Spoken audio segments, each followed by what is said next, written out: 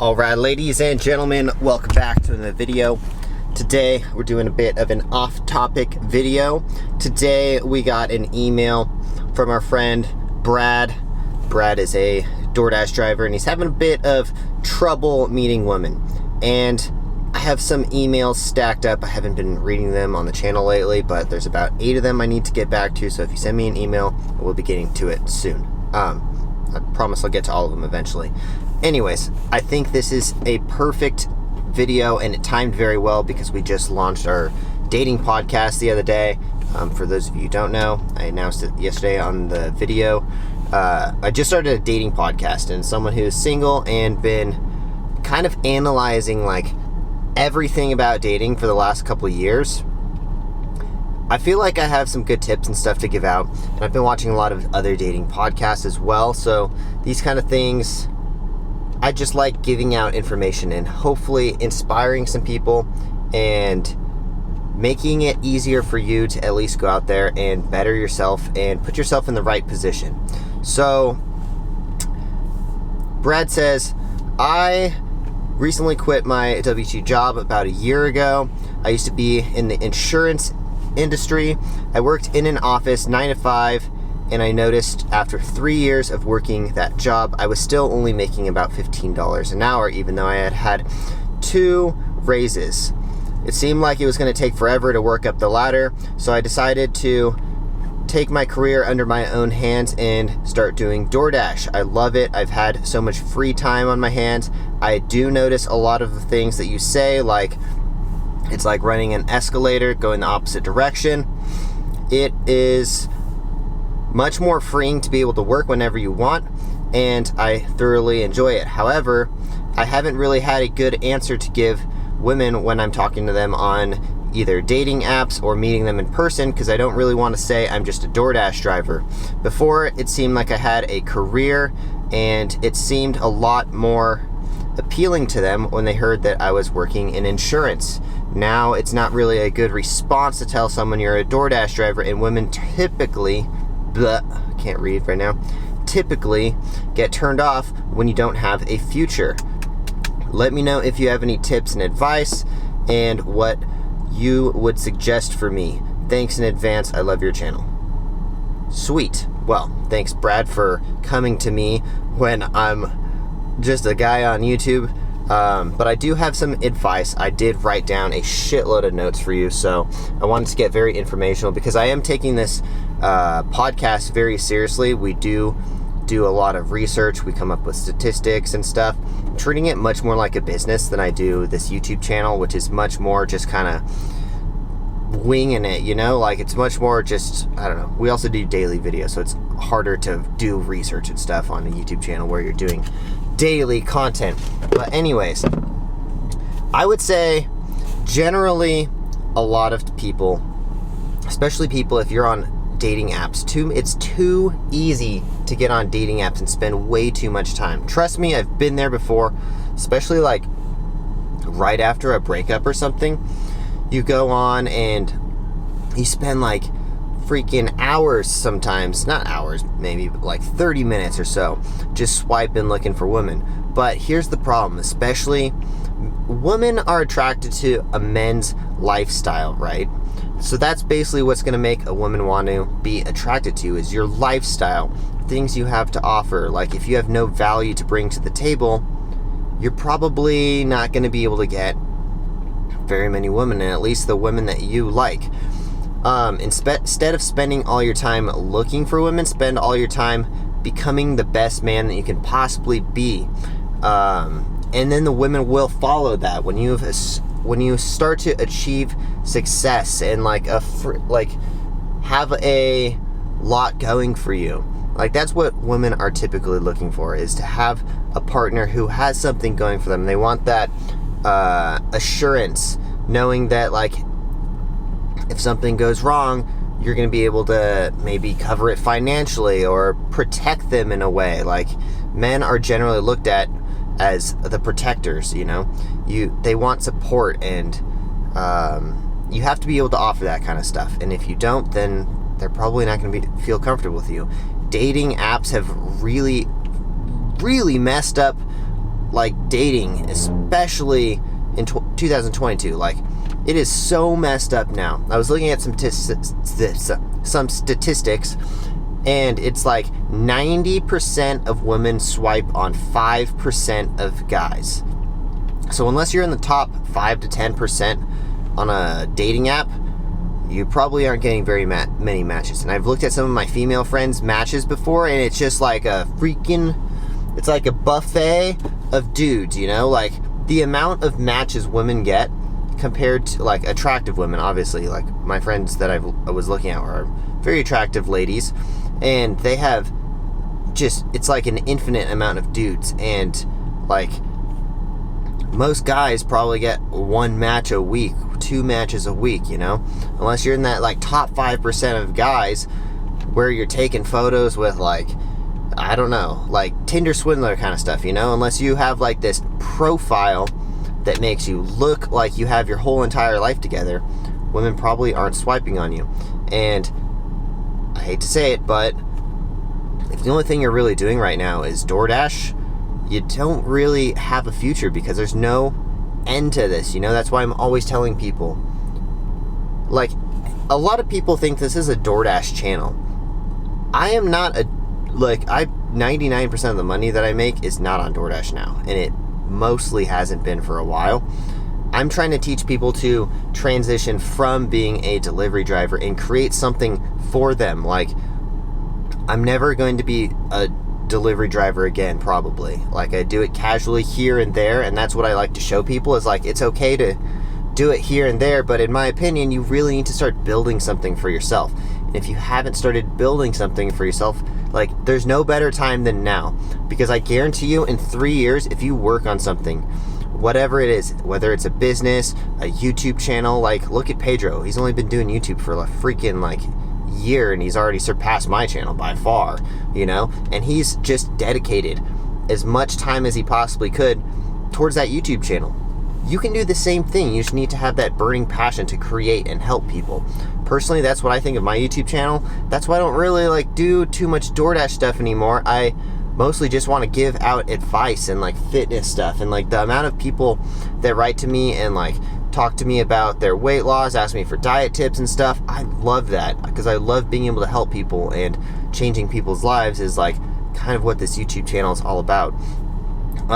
Basically, what I'm trying to say here about dating sites is dating sites have essentially, it's just like money, you know? They've basically made the rich richer and the poor poorer. Like, those top 5% of guys are now getting even more women, you know? And the poor are getting even less. And I'm just being real. Like, it's kind of a fact, you know? These are statistics that I watched on a podcast that basically got the statistics from eHarmony, Tinder, and all this. And there's literally, like, they have, like, ratios and stuff of, like, how often this profile, like, you know, they're collecting data on freaking everything nowadays. Anyways, what other notes did I have? Let's see.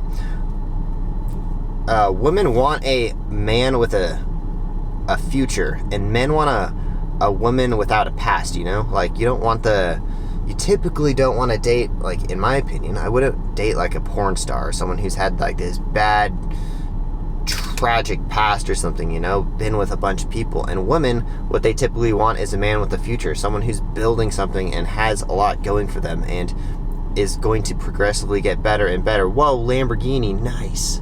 Sorry, I got distracted by a freaking red Lamborghini.